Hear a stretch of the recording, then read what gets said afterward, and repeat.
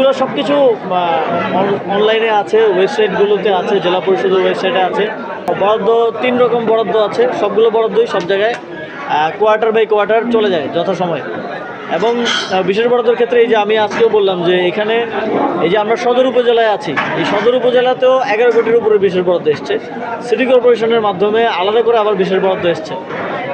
তো এইগুলো সব কিছু অনলাইনে আছে, ওয়েবসাইটগুলোতে আছে, জেলা পরিষদের ওয়েবসাইটে আছে, মন্ত্রণালয় থেকে বিশেষ বরাদ্দ দেওয়া আছে, মন্ত্রণালয়ের ওয়েবসাইটে আছে।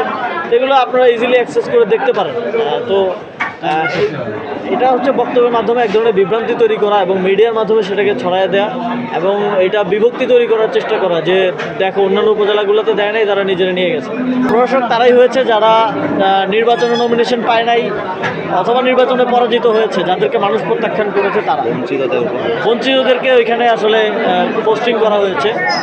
তো এটা খুব দুঃখজনক এবং সামনের দিনেও আমার মনে হয় এই ধরনের বক্তব্য আমরা শুনতে পাবো, কারণ যেহেতু এই ধরনের অশিক্ষিত এবং এই ধরনের বঞ্চিত থার্ড ক্যাটাগরির লিডারশিপকে প্রশাসকের মতো গুরুত্বপূর্ণ জায়গায় বসানো হয়েছে। আমি আশা করব বিএনপি তাদের যথাযথ ট্রেনিংয়ের ব্যবস্থা নেবে। Lily whip shea mystic glowing body wash, secret to ultimate glow.